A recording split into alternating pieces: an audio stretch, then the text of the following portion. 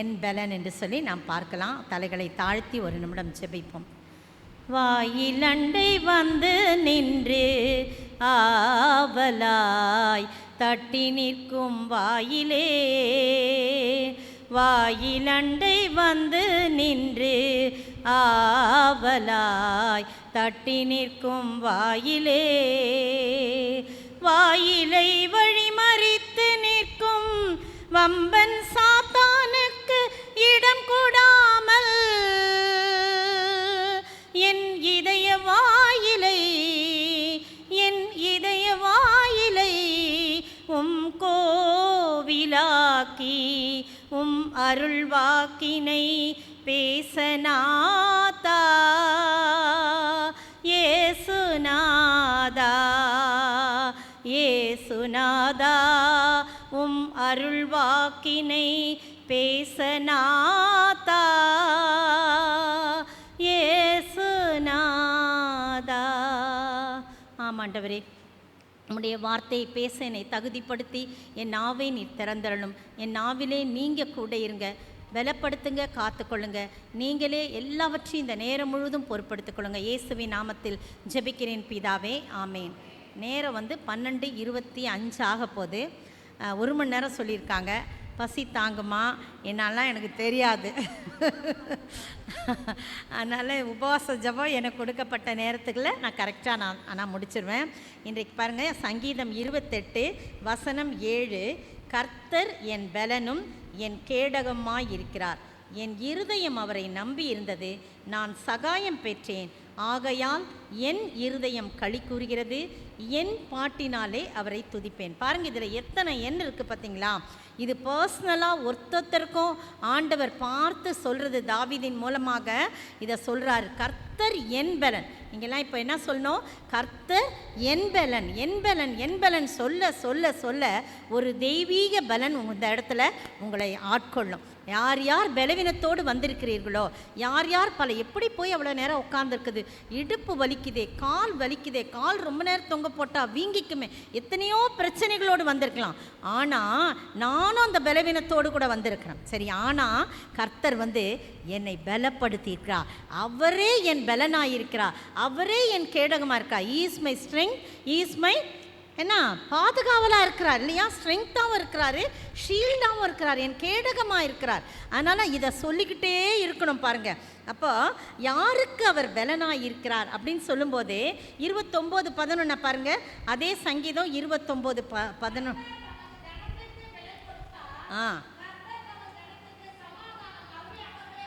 பாருங்க, யாருக்கு பலன் கொடுப்பார்னா தம்முடைய ஜனத்திற்கு அவர் பலன் கொடுப்பார் இல்லையா? நம்மலாம் யாரு? அவருடைய ஜனங்கள். அப்போ நம்மளுக்கெல்லாம் அவர் பலன் கொடுப்பாரா, கொடுக்க மாட்டாரா? கண்டிப்பாக கொடுப்பார். ஆமேன். அப்போ அவர் கொடுக்கல பலன் இல்லைன்னா நம்ம என்ன பண்ணியிருக்க முடியாது, வந்திருக்க முடியாது. சின்ன குழந்தைகளை கூட கூட்டிகிட்டு வந்திருக்கிறாங்க. ஏன்? கர்த்தர் எனக்கு கொடுத்துருக்காங்க. இன்றைக்கி எத்தனையோ பேர் ஹாஸ்பிட்டல்லையும் வீடுகள்லையும் கஷ்டப்பட்டுக்கிட்டு இருக்காங்க. அப்போ உடம்பு சரியில்லாமல் நடக்க முடியல, பெராலிட்டிக் அட்டாக் வந்திருக்கு, கால் முடியல, கை முடியல, எவ்வளவு பிரச்சனைகளோடு இருக்கிறாங்க. நம்ம நல்லவர்கள் என்பதற்காக நம்மளுக்கு சுகம் கொடுத்துருக்கிறாரா? அல்ல. அவருடைய கிருபையினால் நம்ம வந்திருக்கிறோம். அவருடைய கிருபையினால் நாம் பலன் அடைந்து இங்கே வந்திருக்கிறோம் பிரியமானவர்களே. அதனால் ஒரு நாளும் நம்ம என்ன பண்ண மாட்டார், அவரே சும்மா விடவே மாட்டார். நம்ம நல்ல வரும்போது எப்படி வந்தீங்களோ தெரியாது, ஆனால் போகும்போது ஒரு தெய்வீக பலன் நமக்குள்ளாக இறங்கி நம்ம கடந்து செல்வோம். அதனால் சங்கீதக்காரன் சொல்கிறாரு, என் இருதயம் அவரை நம்பி இருந்தது, என் களி கூர்ந்து, என் இருதயம் களி கூர்ந்து என் பாட்டினால் அவரை துதிப்பேன். அப்போ எப்போவுமே நம்ம ஆண்டவர்கிட்ட ஆசீர்வாதம் 7 மாதம் கடந்து 8வது மாதத்துக்குள்ளே வந்திருக்கோம். எவ்வளவு பெரிய கிருபை. நமக்கு தெரிந்தவர்கள் எத்தனையோ பேர், உறவுகள் எத்தனையோ பேர் இந்த பூமியை விட்டு கடந்து போயிட்டாங்க. ஆனால் நம்மை ஜீவனோடு சுகத்தோடும் பலத்தோடும் வச்சிருக்கும் போது நம்ம எப்போவுமே துதிக்கணும். மரித்தவர்களும் மௌனத்தில் இருப்பவர்களும் கர்த்தரை துதியார்கள் என்று. மௌனத்தில் இருப்பவர்கள்லாம் யாருன்னு தெரியுமா? மரித்தவர்கள் தனியா, மரித்தவர்கள் துதி வேண்டாம். மௌனத்தில் இருப்பவர்களும் கர்த்தரை துதியார்கள் போட்டிருக்கு. மௌனத்தில் இருப்பவர்களும் யாரு? இல்லை, மரித்தவர்கள் முடிஞ்சிருச்சு. மௌனத்தில் இருப்பவர்கள்னா கோமா ஸ்டேஜில் இருக்காங்க பார்த்தீங்களா, அவங்க தான் மௌனத்தில் இருப்பாங்க. அப்படியே உயிர் மட்டும் இருக்கும், ஆனால் அவங்க அப்படியே இருப்பாங்க. அவங்க மரித்தவர்களும் மௌனத்தில் இருப்பவர்களும் கர்த்தரை துதியார்கள். நாமோ இது முதல் என்றென்றைக்கும் கர்த்தரை துதிக்கணும். சாதாரணமாக ஒரு அரசியல் தலைவர் வந்துவிட்டா எவ்வளோ கோஷங்க, எவ்வளோ வாழ்க வாழ்க வாழ்க. அவங்க 100 வயசு வரைக்கும் கூட வாழ முடியாது, ஆனால் அவங்கள வாழ்க வாழ்கன்னு வாழ்த்துவாங்க. நான் இப்போ வந்து புதுசாக ஒரு இடத்துக்கு குடி போயிருக்கிறோம், ஒரு அப்பார்ட்மெண்ட்டுக்கு.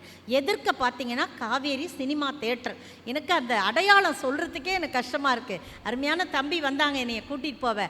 எந்த இடத்துக்கு வரணும்? காவேரி சினிமா தேட்டருக்கு எதிர்க்க. ரொம்ப கஷ்டமாக இருக்குது பாருங்கள். அந்த இடத்துல இப்போ நம்முடைய முதலமைச்சருடைய ஒரு படம் வந்திருக்குது. என்னமோ சொன்னாங்க, படம் கூட மறந்துட்டேன். என்னமோ ஒரு படம், ஜனநாயகம்னு ஒரு படம் வந்திருக்குது.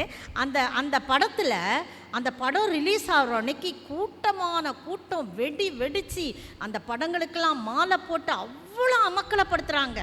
அந்த வெடி வந்து ஆட்டம் பாம் போல் எங்கள் அப்பார்ட்மெண்ட்டே அதிர்ற மாதிரி.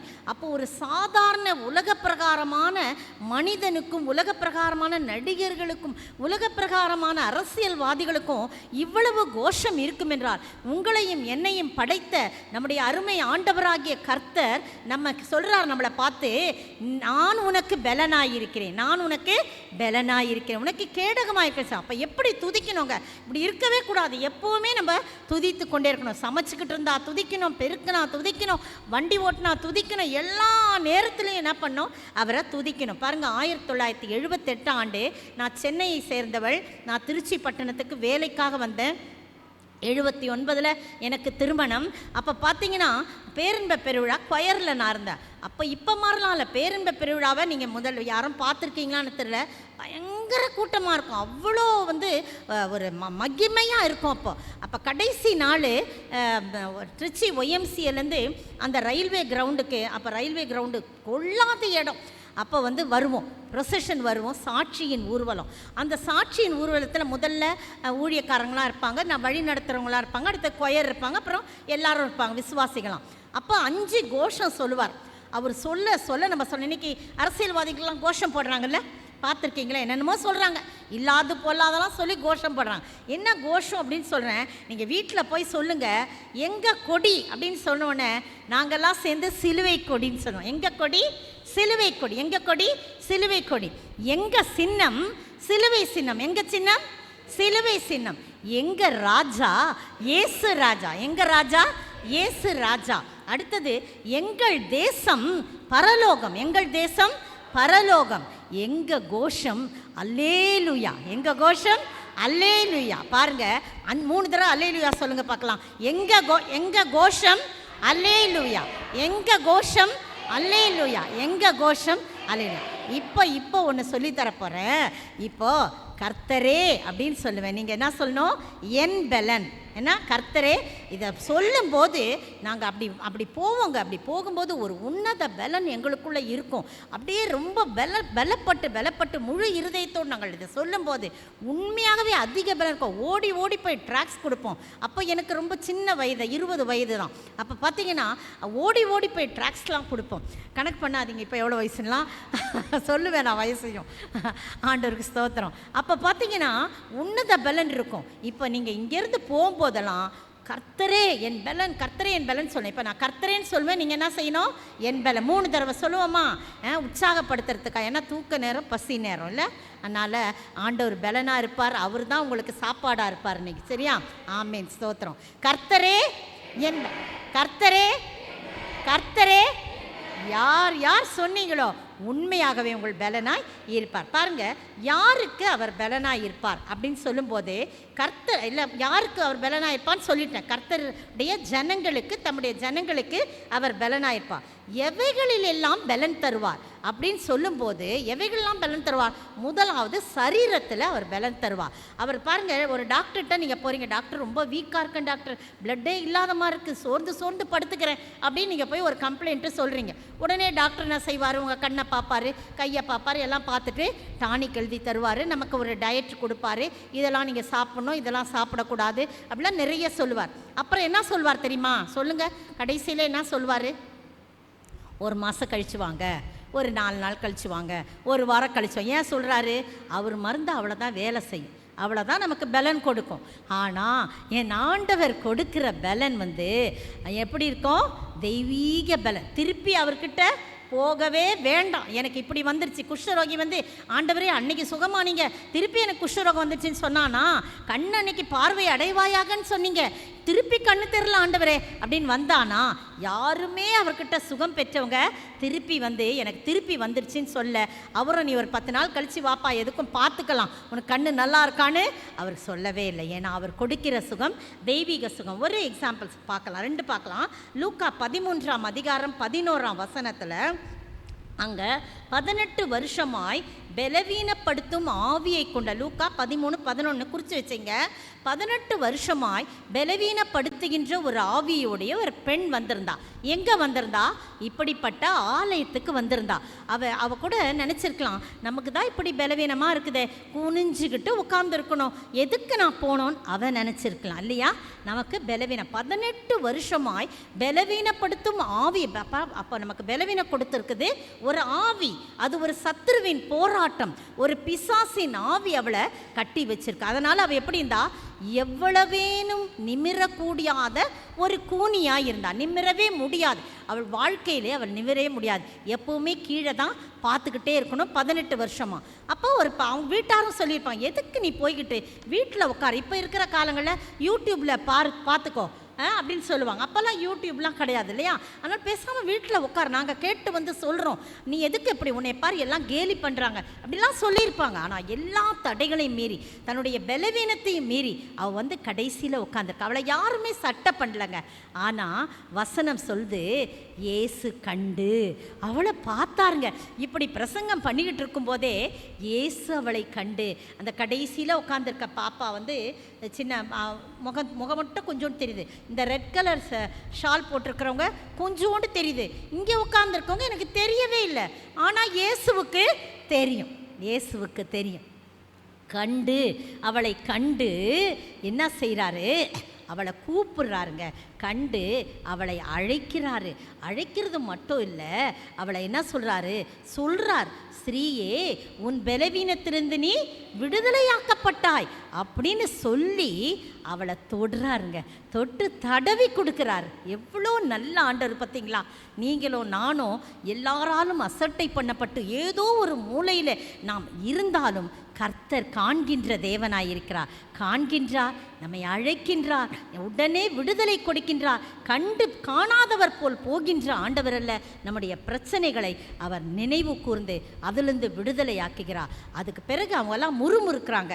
அப்போ அவர் சொல்கிறாரு, ஏயா இப்படி முறுமுறுக்கிறீங்க, இப்படி இருக்கிறீங்களேன்னு சொல்லிட்டு அவங்கள திட்டி என்ன சொல்கிறாரு? உங்களுடைய எருதாவது கழுதையாகுது காளையாவது ஏதாவது துறவில விழுந்தா அதை தூக்கி விட மாட்டிங்களா? இந்த இடத்துல சொல்லப்பட்டிருக்குது, அதுக்கு போய் தண்ணி காட்ட மாட்டிங்களா ஓய்வு நாளில் அப்படின்னு சொல்லி அவர் சொல்லிட்டு, சாத்தான் இவளை 18 வருஷமாய் கட்டியிருந்த கட்டுகளிலிருந்து இவளை விடுதலையாக்குவதில்லையோ அப்படின்னு கேட்குறா. எல்லாம் பேசாமல் ஆயிடுறாங்க. பிரியமானவர்களே, அவளுக்கு அதுக்கு பிறகு அவள் என்ன செஞ்சா தெரியுமா? உடனே சொன்ன உடனே அவள் நிமிர்ந்து தேவனை மகிமைப்படுத்தினார். நீங்கள் பார்த்தீங்களா? உடனே துதிக்கணுங்க. என்ன சின்ன காரியமாக இருந்தாலும், ஆண்டவரே உம்முடைய அன்புக்கு ஈடாகலை. அருமை சகோதரனோடு நான் பேசிக்கொண்டு வந்தேன், சாட்சியை பகிர்ந்து கொண்டாங்க. என்னை கூட்டிகிட்டு வரும்போதே அவருக்கு இன்னொரு கால் வருது, இங்கே வாங்க நீங்கள் வாங்கன்றாங்க. அவங்களுக்கு நிறைய காசு கொடுப்பாங்க அங்கே இல்லையா? இன்னொரு ஆனால் அவர் சொல்லிட்டாரு, எனக்கு வந்த சோதனை இது, நான் வந்து சர்ச்சுக்காக செய்யணுமா அல்லது உலகத்துக்காக செய்யணுமா? எனக்கு வந்த சோதனை, நான் அதை செய்ய மாட்டேன்னு சொல்லிட்டேன். அவங்க என் மேலே கோபம். அவர் ஃபோனில் பேசுகிறார், நானும் கேட்டுக்கிட்டு இருந்தேன். இது மாதிரி ஒரு ஊழியக்காரங்களை நான் கூட்டிகிட்டு போகணும், திருப்பி 2:30 மணிக்கு நான் கூட்டி வந்து விடணும், நீங்கள் இடையில கூப்பிடுறீங்களேன்னு சொல்கிறார்.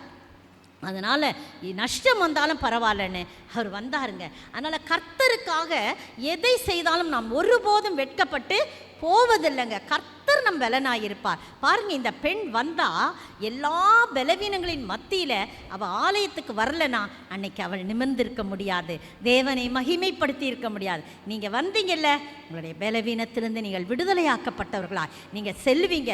இது சத்தியமான ஒரு சத்தியம். பாருங்க, அதே நேரத்தில் வீட்டிலே ஒருத்தி இருந்தால், பேதுருவின் மாமி, அவளால் வர முடியாது, விஷ ஜோரம், அப்படியே படுத்த படுக்கையாக இருக்கிறா. அவளுக்கு ஆண்டவர் அவட்ட கூட்டிகிட்டு போகிறாங்க.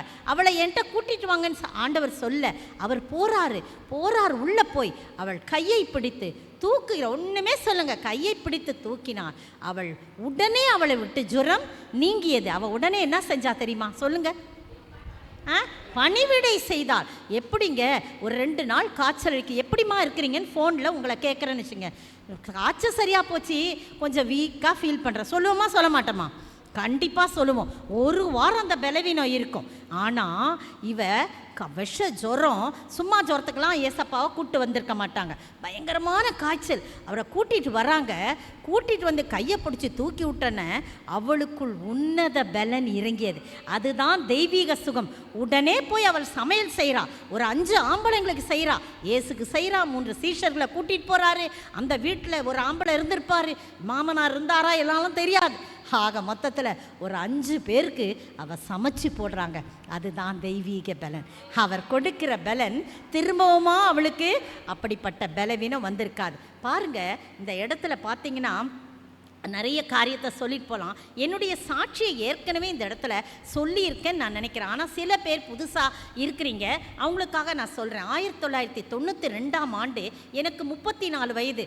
சொல்கிறாங்களே தவிர இப்போ என்ன வயசுன்னு சொல்ல மாட்டுறாங்களே அப்படின்னு யோசிக்கிறீங்க. சொல்லுவேன் 34 வயது பாருங்கள். அப்போது என்னுடைய 2 கர்ப்பப்பையில் 2 சுவர்களுக்கிடையே மல்டிபிள் சிஸ்ட், நிறைய கட்டிகள் இருந்துச்சு.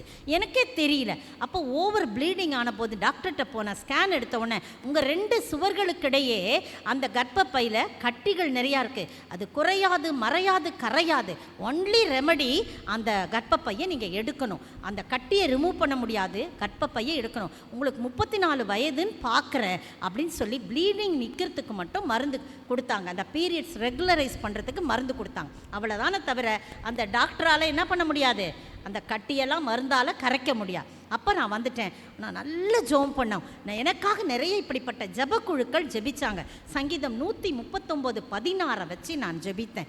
என் கருவை உம்முடைய கண்கள் கண்டது, என்னுடைய அவயவங்களில் ஒன்றாகிலும் இல்லாத போதே அது உருவேற்படும் நாட்கள் உம்முடைய புஸ்தகத்தில் எழுதப்பட்டிருக்கிறது என்று சொல்லப்பட்டிருந்துச்சு. ஆண்டவரே, உம்முடைய அனுமதி இல்லாமல் நீங்கள் உருவாக்கின இந்த அவயம் ஒன்று கூட எடுக்கப்படக்கூடாதுப்பா. அவங்க உலக பிரகாரமான மருத்துவர்கள் சொல்லலாம், ஆனால் இந்த வசனத்தின்படி நீ புஸ்தகத்தில் எழுதி வைத்த என்னுடைய அவயம் உம்முடைய அனுமதி இல்லாமல் எடுக்கப்படக்கூடாது என்று சொல்லி விசுவாசத்தோடு ஜெபித்தேன். ஜெபிச்சதின் பலன் உடனே சரியாயிடுச்சா? இல்லைங்க, ஓவர் ப்ளீடிங் ஒரு நாள் தாங்க முடியல. கொண்டு போய் ஹாஸ்பிட்டலில் சேர்த்தாங்க. டிஎன்சி போல் பண்ணாங்க. அந்த டாக்டர் நான் அரை மயக்கத்தில் படுத்திருக்கும் போது கதவை மெதுவாக திறந்து, இந்த டெஸ்ட்டுக்கு போயிருக்கு, அது இப்படித்தான் வரும், நீங்கள் ஆப்ரேஷனுக்கு ரெடி ஆகுங்க.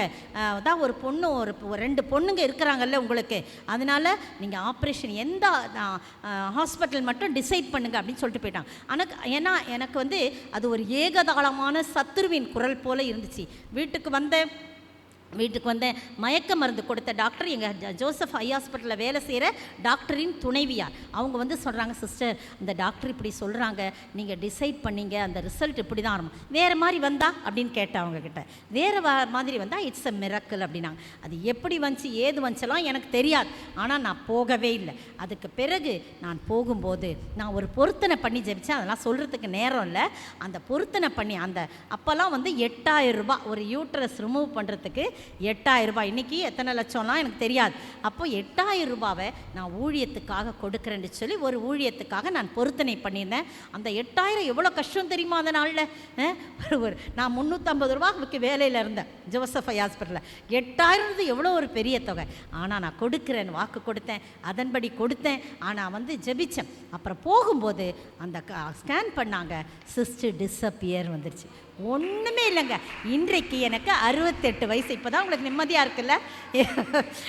எனக்கு இன்றைக்கு 68 வயசு. 34 வருஷத்தில் இன்றைக்கு எந்த ப்ராப்ளமும் இல்லாமல் கர்த்தருடைய கிருபையில் அந்த யூட்ரஸ் அந்த இடத்துல தாங்க இருக்குது. எந்த பிரச்சனையாமல் ஒரு தெய்வீக சுகத்தை, தெய்வீக பலத்தை கட்டளையிட்டா எத்தனை பெரிய நல்ல ஆண்டவர் உங்களுக்கும் அதை செய்ய வல்லவராயிருக்கிறார். உடனே டாக்டர் சொன்னவுடனே டாக்டர்கிட்ட போங்க, வேண்டான்னு சொல்ல. இப்போ இருக்கிற வியாதிகள் என்னன்னானே தெரில, போகலாம். ஆனால் அவர்களையே ஃபுல்லாக நம்பாதபடி அவங்க அப்படி இப்படின்னு சொல்லி, இப்போ ஒரு அருமையான பிள்ளை சாட்சி சொன்னா இல்லையா, ஆப்ரேஷன் அது இதுன்னு சொன்னாங்க. ஃபுல்லாக ப்ரேயர், கண்ணீரோடு நன்றி செலுத்தினாங்க அந்த சகோதரி. பாருங்கள், அது மாதிரி சொல்லுவாங்க, பயமுறுத்துவாங்க. அந்த பயமுறுத்தல் ஒரு பக்கம் இருக்கட்டும், அதெல்லாம் எரேஸ் பண்ணி அழிச்சிட்டு நம்ம ஆண்டவரை நோக்கி பார்க்கும்போது அவர் ஒரு தெய்வீக பலத்தை கட்டளையிடுவார். பாருங்கள், அப்போது 2வது ஆத்துமாவிலே பலம் தருவார். முதல்ல சரீரத்தில் பலம் தருவார், 2வது ஆத்துமா ஆத்துமாவிலே பலன் தருவார். சங்கீதம் 138:3, சங்கீதம் 138:3, என் ஆத்துமாவிலே பலன் தந்து என்னை தைரியப்படுத்தினீர். ஆத்துமாவோடு அதிகமாக பேசுகின்ற தேவ மனிதன் தாவீது தான். சங்கீதம் 138:3பா, 138:3, என் ஆத்துமாவி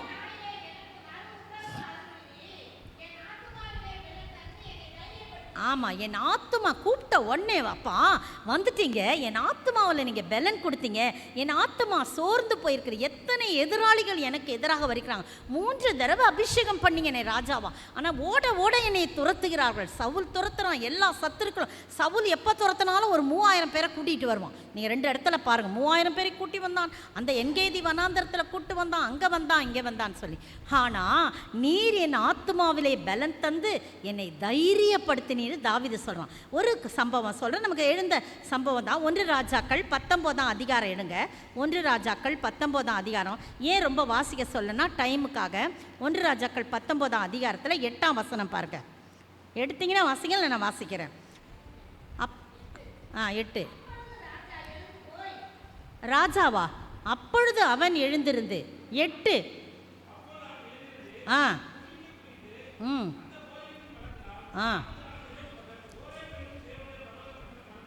பாருங்க. அப்பொழுது அவன் எழுந்திருந்து அந்த போஜனத்தின் பலத்தினாலே 40 நாள் இரவும் பகலும் நடந்து தேவ பர்வதமாகிய ஓரே பர்வதம் மட்டும் நடந்தான். எவன்?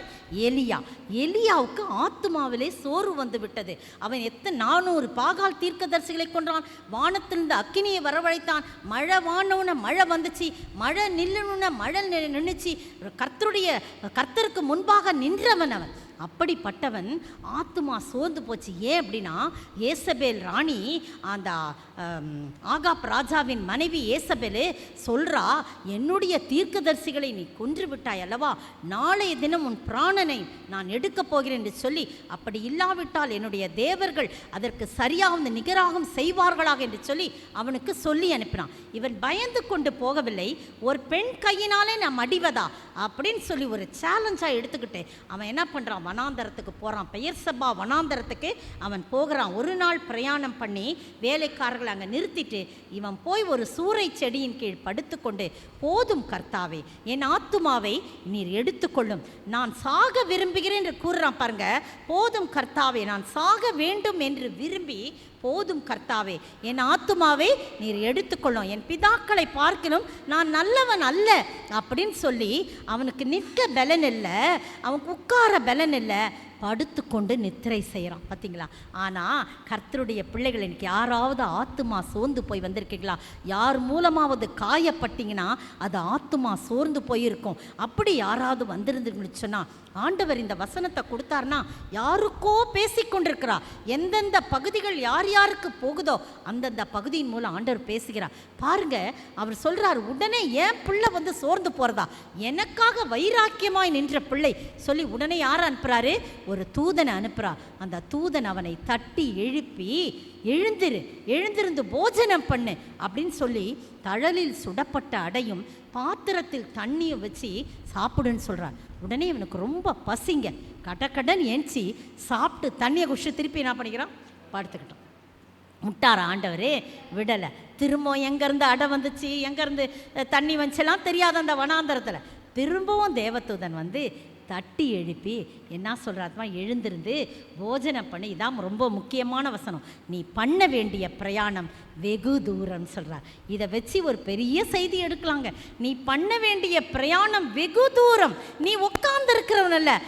அருமையான போதகர் சொன்னாங்க, இந்த ஜபத்துக்கு வந்தோம், உட்கார்ந்து இருக்கிறதுக்கு வரல, வாய் திறக்கணும், பேசணும், துதிக்கணும் அப்படிலாம் சொன்னாங்க இல்லையா? அப்போ வந்து நீ பண்ண வேண்டிய பிரயாணம் வெகு தூரம்ப்பா.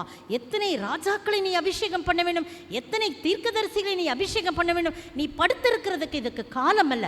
எழுந்திரு, போஜனம் பண்ணு. நீ பண்ண வேண்டிய பிரயாணம் வெகு தூரம் சொன்னவன திருப்பி அவன் சாப்பிட்டுட்டு, அதுதான் நம்ம இப்போ வாஸ்தவம், அவன் எழுந்திருந்து புசித்து குடித்து அந்த போஜனத்தின் பலத்தினால் 40 நாள் இரவும் பகலும் தேவ பர்வதமாகிய ஓரே பர்வதம் மட்டும் நடந்தான் என்று சொல்லி பார்க்குறோம். அங்கே போய் ஒரு கெபியில் இருக்கிறான். அங்கேயே என்ன சொல்கிறாங்க, நீ வெளியே வா, வெளியே வந்து கர்த்தருக்கு முன்பாக பர்வதத்தில் நில், நீ இங்கே இருக்கக்கூடாது அப்படின்னு சொல்லி நீங்கள் அப்புறம் படித்து பாருங்கள். பார்த்தீங்களா? அப்போ ஒரு தெய்வீக பலன் வந்துருச்சு. அதுக்கு பிறகு அவன் ராஜாக்களை அபிஷேகம் பண்ணுறான். 15-16 வசனங்கள்லாம் பாருங்கள். எலிசா தீர்க்கதரிசி அபிஷேகம் பண்ணுறான். அவன் படுத்திருக்கிறதுக்கு அவன் காலமல்ல, தெய்வீக பலன். அந்த தழலில் சுடப்பட்ட அடை என்பது என்ன தெரியுமா? தேவ வசனம். தேவ வசனம் அது 2 சாமுவேல் 22:31 சங்கீதம் 18:30 அது சொல்லப்பட்டிருக்கு. 2 சாமுவேல் 22:3 பாருங்க. தேவ ஆவியானவர் ஒருவரையும், அவன் தான் அந்த வசனம், அந்த தண்ணி என்பது ஆவியானவருக்கு அடையாளம். இந்த தேவ வசனத்தை அவன் புசித்து விட்டு ஆவியானுடைய துணை கொண்டு அவன் நடந்தான். பிரியமானவர்களே, நீங்களும் நானும் அப்படியாய் தனிமையாய் நம்மை விடுறதில்லை, தனியாய் வந்து படுத்திருந்தவனை பலப்படுத்தினார். அப்படிப்பட்ட ஆண்டவர் நம்மோடு கூட இருக்கிற ஆத்துமாவிலே பலன் தர. ஒரு சிறு பாடலை கூட பாடலாம், ஒரே ஒரு கவிதான்.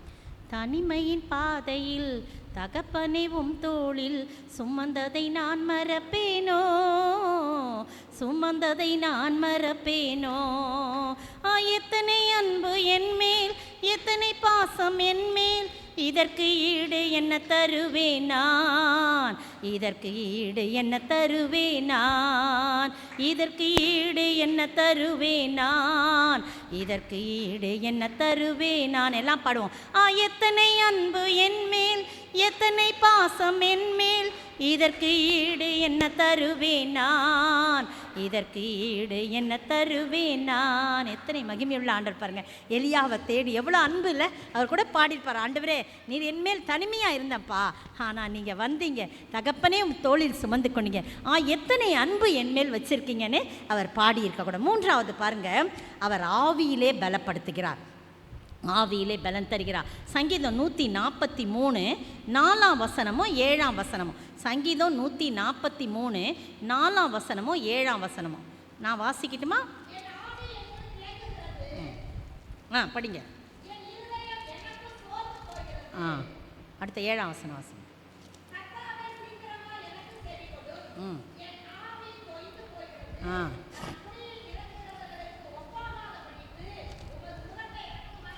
பார்த்தீங்களா? சங்கீதக்காரன் தாவீது சொல்கிறார், என் ஆவி தொய்ந்து போகிறது. தொய்ந்து போனால் சோர்ந்து போகிறது, என் இருதயம் சோர்ந்து போகிறது, நான் குழியில் இறங்குவது போல இருக்கிறது அப்படின்னு சொல்லி எனக்கு உதவி செய்யுங்க ஆண்டவரேன்னு சொல்கிறார். ஏசாயா 40:29 சொல்லப்பட்டிருக்கு, அப்படி சோர்ந்து போகிறவருக்கு அவர் பலன் கொடுக்கிறவராக இருக்கிறார். பார்த்தீங்களா? சத்துவம் இல்லாதவருக்கு சத்துவத்தை பெருக பண்ணுகிற ஆண்டவராக இருக்கிறார். உங்களுக்கும் எனக்கும் என்னென்னா சோர்ந்து போயிருக்க, ஆவியில் சோர்ந்து போயிருக்கிறீங்களா, அல்லது ஆத்துமாவில் சோர்ந்து போயிருக்கீங்களா, சரீரத்தில் சோர்ந்து போயிருக்கலாம். கர்த்தரே என் பலன், கர்த்தரே என் பலன், கர்த்தரே என் பலன் சொல்லுங்க. பாருங்க, லூக்கா 1:80 யோவான் ஸ்நானகன் ஆவியிலே பலம் கொண்டு வளர்ந்தான் என்று பார்க்கணும். அதனால தான் அவர் இயேசுவுக்கு முன்னோடியாக இருக்கிறாரு, இயேசுவுக்கு ஞானஸ்நானம் கொடுக்கிறாரு, பெரிய கிருபைகளை வனாந்தரத்திலிருந்து மனம் திரும்புங்கள் என்ற பிரசங்கிக்கக்கூடிய ஒரு பலனை தந்தார். காரணம், ஆவியாலா பலப்படுத்துகிறார். அதே போல் இயேசுவும் லூக்கா 2:40 பாருங்க, இயேசு கூட ஆவியிலே பலன் கொண்டு ஞானத்திலே நிலை கொண்டிருந்தான் பார்க்குறோம். நீங்களும் நானும் பரிசுத்த ஆவியினால் நிரம்பினவங்க. ஆவியில் நிரம்பின போது அது உன்னத பலத்தை நமக்கு கொடுக்கும். இப்போ நம்ம சரீரம் எவைகள்லாம் பலன் கொடுத்துருக்காரு? சரீரத்தில், ஆத்துமத்தில், ஆவியில். அடுத்தது பாருங்கள், அது ஒரு பாட்டு கூட இருக்குது, சரி வேண்டாம் டைம் ஆயிரும். எப்படிப்பட்ட பலன் கொடுப்பார் அப்படின்னு சொல்லும்போது, நான் கூட எப்போவுமே ஒரு செய்தி எடுத்தோம்னா ஏதாவது ஒரு வார்த்தையாவது நான் எடுக்கிற செய்தியில் வரணும் அப்படின்னு சொல்லி நான் ஜெபம் பண்ணேன். ஒன்றுமே வரலைங்க. அப்புறம் எனக்கு இப்போ கடைசியாக ஜெபம் பண்ணும்போது, ஆண்டவரே சகோதரியை பலத்தினால் இடைக்கட்டணும்னு சந்தோஷமாயிடுச்சு. ஆனால் அவங்க ஒன்று சொல்லி செஞ்சாங்க, காண்டாமிருகத்தின் கொம்பை போல உயர்த்துவேன்னு சொன்னான். அது எனக்கு ரொம்ப சந்தோஷமாச்சு. ஏன்னா எப்படிப்பட்ட பலனை கொடுப்பாராம்? எண்ணாகமம் 23:22 கர்த்தர் தமது ஜனத்திற்கு காண்டாமிருகத்துக்கு ஒத்த பலனை கொடுப்பார். பார்த்தீங்களா? காண்டாமிருகத்தின் கொம்பை போல உயர்த்துவார். அது ஒரு காரியம் இருக்குது. ஏன் சொல்கிறேன், அந்த கொம்பை ஏன் சொல்கிறான்னு, ஏன் காண்டாமிருகத்துக்கு ஒத்த பலனை கொடுப்பா? ஒரு யானையின் பலனை போல் உனக்கு கொடுப்பேன் ஏன் சொல்ல? அது பெருசாக இருக்குதுங்க, ஆனால் அதுக்கு வேகமாக ஓட முடியாது. காண்டாமிருகம் 2500 கிலோகிராம் எடையுள்ளதான், அவ்வளோ வெயிட்டு. ஒரு 100 கிலோ எடையுள்ள ஒரு மனிதனே நடக்க முடியாமல் அவனை ஓட முடியுமா? ஓட முடியாது. பாருங்கள், அருமையான சகோதரன் இங்கே நம்ம டிரைவர் தம்பி, இந்த விசுவாசி, இந்த சபையின் விசுவாசி, எனக்கு டிரைவ் பண்ணதுனால டிரைவர் தம்பின்னு உங்களுக்கு அடையாளத்துக்கு சொல்கிறேன். அப்போ பார்த்தீங்கன்னா அவருக்கு ஓடவே முடியாதாங்க. எப்படி நீங்கள் கிறிஸ்துவை ஏற்றுக்கொண்டேன், எங்களுடைய பேச்செல்லாம் பக்தி விருத்திக்கு ஏதுவாக அந்த நேரம் இருந்துச்சு. அப்போ எப்படி நீங்கள் ஆண்டவரை ஏற்றுக்கொண்டீங்க என்பது, நான் ஒரு இந்து குடும்பத்திலேருந்து நான் ஏற்றுக்கொண்டேன். நீங்கள் யாராவது கேட்டிருக்கீங்களா அவரை பார்த்து எப்படி நீங்கள் ஆண்டவரை ஏற்றுக்கொண்டீங்கன்னு? கேட்டிருக்கீங்களா? ஏன் கேட்கல? கேட்டிருக்கணும்ல. அப்போ அவர் புதுசாக நமக்கு வராரு அப்படின்னு சொல்லும்போது நான் கேட்டேன், எப்படி நீங்கள் ஆண்டவரை ஏற்றுக்கொண்டீங்க என்பது. எனக்கு ஓடவே முடியாதுங்க, கொஞ்சம் தூரம் கூட ஓடினா எனக்கு ஒரு ப்ராப்ளம் வந்துடும். அந்த ப்ராப்ளத்தை என்கிட்ட ஷேர் பண்ணார். அப்போ அதனால் என்னால் ஓட முடியாது. எனக்கு போலீஸ்லேருந்து அழைப்பு வந்துச்சு, இன்டர்வியூ வந்துச்சு, அதில் ஓடணும்ல. அப்போ நான் எல்லாத்துலேயும் ஃபெயில் ஆகிட்டேன். அப்போ எனக்கு நான் அவ்வளோ இந்து மார்க்கத்தில் அவ்வளோ பக்தி வைராக்கியமாக இருப்பார். அப்போ அவர் இங்கே சாட்சி சொல்ல, நான் அவரோட சாட்சியை நான் சொல்கிறேன். பாருங்கள், அப்போ அப்போ ஒரு கிறிஸ்தவ சகோதரன் அவருக்கு ஃப்ரெண்டாக இருந்தாலும் அவர் இயேசுவை பற்றி சொல்லாமா. அப்போது அவர் நினச்சாராம், நான் மட்டும் ஓடி இதில் வின் பண்ணிட்டேன்னா நீர் தான் மெய்யான ஆண்டவர் என்பதை ஏற்றுக்கொள்கிறேன்னு சொன்னான். ஓடினாராம் பாருங்கள், 5 கிலோமீட்டர் தூரம் வரைக்கும் ஓடினாராம். செலக்ட் ஆகிட்டாராம், போலீஸாக வேலை பார்க்குறாராம். இப்போ தற்சமயம் நம்மளோட கூட இருக்கிறார். சரிங்களா? அவருக்கு நல்ல வேலை திரும்பவுமா அவருக்கு நல்ல அவருடைய வேலையை புதுப்பித்து தரணும்னு ஜெபிச்சு கொள்ளுங்க. பார்த்தீங்களா? அப்போ காண்டாமிருகத்துக்கு ஒத்த பலனை மகனுக்கு கொடுத்துருக்கா. தம் ஜனமாக அவள் தெரிந்து கொண்டபடினால, தன் ஜனமாக நான் ஏற்றுக்கொள்கிறேன் ஆண்டவரே, நான் உம்முடைய ஜனமாக என்னை ஏற்றுக்கொள்ளுங்க அப்படின்னு சொல்லும்போது காண்டாமிருகத்துக்கு ஒத்த பலனை தருவா. 2500 கிலோகிராம் எடையாக இருந்தாலும் அது வேகமாக ஓடுமா. அது மட்டும் இல்லை, சின்ன சின்ன மிருகங்களோடு அது போட்டி போடாது. அதுக்கு அற்பமாக நினைக்குமா. சின்ன மிருகம்லாம் அற்பமாக நினச்சி பெரிய சத்துரு வரான் பாருங்க, பெரிய மிருகங்களோட தான் அது போட்டி போடுமா. அதனால தான். அது மட்டும் இல்லை, அதுக்கு 2 கொம்பு இருக்கும். பார்த்துருக்கீங்களா? நேராக யாராவது படத்தில் தான் பார்த்துருக்கேன். நேராக யாராவது பார்த்துருக்கீங்களா காண்டா மிருகத்தை? தான் சிஸ்டர் பார்த்துருக்காங்க. சரி, அப்போது முன்னாடி மூக்கு கொம்பு இப்படி இருக்குங்க, ட்ரம்பட் போல் வளைஞ்சி மேல் நோக்கி இருக்கும். அதுக்கு தான் காண்டாமிருகத்தின் கொம்பை போல உன்னை உயர்த்துவேன்னு சொல்கிறார். ஆண்டவர் சொன்னார்னா எல்லாத்துக்கும் ஒரு அர்த்தம் இருக்குங்க. அந்த கொம்பு எக்காலம் போல மேல் நோக்கி இருக்கும். நம்ம கண்கள் எப்போவுமே துதிக்கிற இந்த எக்காலம் போல மேல் நோக்கி இருக்க வேண்டும். அந்த பின்னாடி இருக்கிற கொம்பு இருக்கும். சத்துரு வந்த உடனே, எதிர்த்து மிருகங்கள் வந்த உடனே அந்த கொம்பால் கிழிச்சு எடுத்துரும். அதுபோல் நீங்களும் நானும் சத்துரு வரும்போது கொம்புனா ஆண்டவருடைய வார்த்தையினால், ஆண்டவர் கொடுக்கின்ற அந்த காண்டா மிருகத்துக்கொத்த பலனினாலே சத்துருவை கிழித்து விடணும். தைரியமாக நம்ம நிற்கணும். சாத்தானுக்கு எதிர்த்து நில்லுங்கள், அவன் உங்களை விட்டு ஓடி போவான்னு சொல்லப்பட்டிருக்கு. இப்போ பார்த்தீங்கன்னா அப்படிப்பட்ட ஒரு பலன். அதனால தான் காண்டாமிருகத்துக்கு ஒத்த பலனை கொடுத்துருக்கேன். இன்னும் நிறைய விளக்கங்களாக இருக்குது. அந்த கொம்பு எடை மட்டும் 1லேருந்து 1.5 டன்னம், அவ்வளோ வெயிட்டான அந்த கொம்பு இருக்கும் பாருங்கள். அதனால தான் அந்த பலனை தரார். இந்த பலனை எப்போ தருவாராம்? அதே 23, 21 வாசிங்க. எண்ணாகமம் 23, 21 எடுக்கலன்னா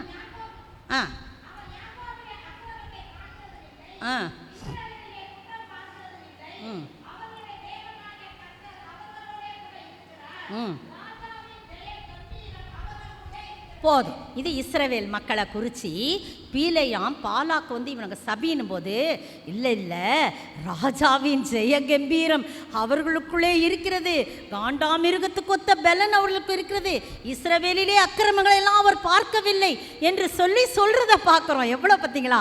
அப்போ உங்களுக்குள்ளும் எனக்குள்ளும் ராஜாவின் ஜெய கம்பீரம், சிலுவையிலே அவர் சாத்தானை முறியடித்த அந்த ராஜாவின் ஜெய கம்பீரம் நமக்குள்ளே இருக்கும் என்றால் எந்த சத்ருவையும் நாம் கிழித்து எரிய முடியும். பிரியமானவர்களே, அருமையான வேளையிலே எப்படிப்பட்ட பலனை அவர் கொடுப்பார்? காண்டா மிருகத்துக்கொத்த பலனை கொடுப்பார். பாருங்க, உபாகமம் 34:7 நானே சொல்கிறேன். 34:7 மோசே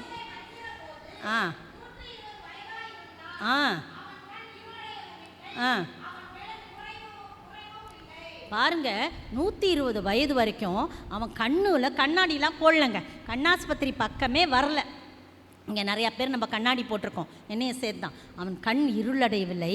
அப்புறம் என்ன பண்ணிருக்குது, அவன் பலன் குறையவே இல்லை. அப்போ கர்த்தரே அவனுக்கு காண்டா மிருகத்துக்கு இஸ்ரவேல் ஜனங்கள் இல்லையா, அவர் அவ்வளோ பேரை வழி நடத்திட்டு வனார. வழி நடத்தினவருடைய தலைவனுக்கு எவ்வளோ பெரிய காண்டா மிருகத்துக்கு பலன் இருக்குங்க. அப்போது அவருக்கு அந்த பலன் இருந்த ராஜாவின் ஜெய கம்பீரம் அவருக்குள்ளே இருந்து எத்தனை தடவை மலைக்கு வாழ்றாரு.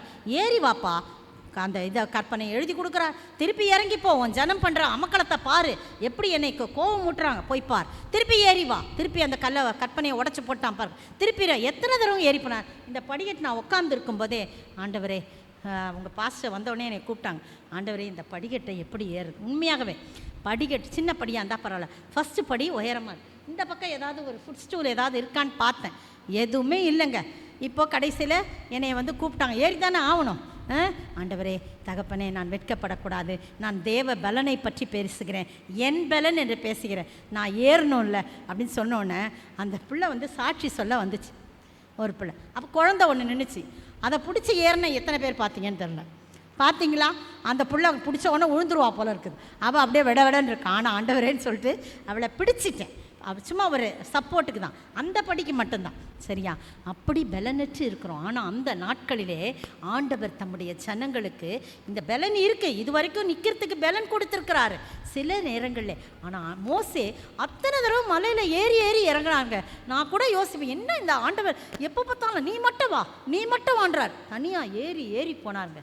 அதான் சொல்கிறாரு, 120 வயது வரைக்கும் அவன் கண்கள் மங்கவில்லை, யாரையும் துணைக்கெல்லாம் கூப்பிட்டு வரக்கூடாது, நீ மட்டும்தான் வரணும்னு சொல்கிறார். நிறைய வாட்டி பார்த்துருக்கீங்களா? ஆமாம். அப்போ அவன் பலன் குறையவில்லை. இன்னொருத்தர் பாருங்க, யோசுவா 14, 11, 12 வசனங்களில், ஆண்டவரே ஸ்தோத்திரம், நேரத்தில் முடிக்கணும். அப்போ கேலேப், நான் சொல்லிடுறேன், இதை எடுத்து குறித்து வச்சுங்க. கேலேப் என்ன பண்ணுறாரு, சொல்கிறாரு அந்த இவர்கிட்ட, யோசுவாட்ட சொல்கிறார், யோசுவாவே நீயும் நானும் தானே ஒன்றா போய் நம்ம கானானை சுற்றி வர சொன்னாங்க. அப்போ மோசே தானே நம்மளை அனுப்புனார். அப்போ சொன்னார், நான் நீ நல்ல பலத்தோடு இருந்தீனா நான் உனக்கு என்ன செய்வேன், இந்த மலை நாட்டை உனக்கு கொடுப்பேன்னு சொல்லி வாக்கு கொடுத்தாரு. அப்போ மோசையை அனுப்பும்போது எனக்கு 40 வயது. நீங்கள் படித்து பாருங்கள். அப்புறம் மோசையை அனுப்பும்போது எனக்கு 40 வயது, இப்போதோ எனக்கு 85 வயது. 40 வயதிலே இருந்த பலன் இப்போது 85 வயசுலையும் எனக்கு இருக்கிறது. அதனால் அந்த மலை நாட்டை எனக்கு தாரும், அங்கே இருக்கிற ஏனாக்கியர் போன்ற ராட்சதர்களை நான் கொன்று போட்டு அந்த இடத்தை நான் சுதந்திரிப்பேன்னு சொல்கிறாருங்க. எப்படி பார்த்தீங்களா, 40 வயதில் இருந்த பலன் 85 வயசுல இருந்துச்சா. காரணம் என்ன தெரியுமா, ஆண்டவர் தம்முடைய ஜனங்களை காண்டா மிருகத்துக்கொத்த பலனை போல நடத்துவார். சரி, இப்போ எப்போது எப்படி அந்த பலனை நாம் பெற்றுக்கொள்வது என்று சொல்லி நம்ம பார்க்கலாம். முக்கியமான காரியங்கள் 4 முடிஞ்சா 4 பார்க்கலாம், இன்னும் 3 பார்க்கலாம். கர்த்தருடைய முதலாவது கர்த்தருடைய நாமத்தினாலே அந்த பலன் நமக்கு கிடைக்கும். 1 சாமுவேல் 17:45 எல்லாம் தெரிஞ்ச அதிகாரங்கள், தெரிஞ்ச சம்பவம் தான், எடுத்து வச்சுக்கொள்ளுங்க. பழைய ஏற்பாட்டில் 1 சாமுவேல் படிக்க வேண்டாம், நானே சொல்கிறேன். நீ பட்டயத்தோடும் ஈட்டியோடும் என்னிடத்தில் வருகிறாய், நானோ நீ நிந்தித்த இஸ்ரவேலின் இராணுவங்களின் தேவனாகிய கர்த்தருடைய நாமத்தினாலே நான் வருகிறேன் என்று சொல்கிறார். பார்த்தீங்களா எப்படி சொல்கிறாரு? அப்போ நாமத்தினாலே, கர்த்தருடைய நாமத்தினால வருகிறேன். அதுக்கு முன்னால் வசனம்லாம் பார்த்தீங்கன்னா அவன் ரொம்ப எள்ளி நகையாடுறான். தாவீதை 42ஆம் வசனத்தெல்லாம் அவனை அசட்டியா என்றான். இவன் என்ன பொடிப்பாய நம்மளை பார்த்துக்கிட்டு வரான், ஒரு தடியை எடுத்துக்கிட்டு, நீ தடியோடு வருவதற்கு நான் என்ன நாயா, வா உன்னுடைய மாம்சத்தை நான் கொன்று ஆகாயத்து பறவைகளுக்கும் காட்டு மிருகங்களுக்கும் கொடுப்பேன்னு சொல்லி அவனை அசட்டையா எண்ணி தன்னுடைய தேவர்களை கொண்டு அவனை சபிக்கிறான். தாவீதை அந்த கோலியாத் சபிக்கிறான். அப்போ தான் இவன் சொல்கிறான், நீ உன் பட்டயத்தையும் ஈட்டியும் நம்பி வர, நானோ நீ நிந்தித்த இஸ்ரவேலின் இராணுவங்களின் சேனைகளுடைய தேவனுடைய கர்த்தருடைய நாமத்தினாலே நான் வருகிறேன்னு சொல்ல. எவ்வளோ ஒரு அடைமொழி! அப்போ பாருங்க, அவன் வேகமாக வரான், அவன்கிட்ட ஒன்றுமே இல்லை. இந்த ஜனங்கள்லாம் இஸ்ரவேலின் தேவன் பட்டயத்தாலும் ஈட்டியாலும் ரட்சிக்கிறவர் அல்ல, அப்படின்னு இவங்கெல்லாம் புரிஞ்சுக்கணும்.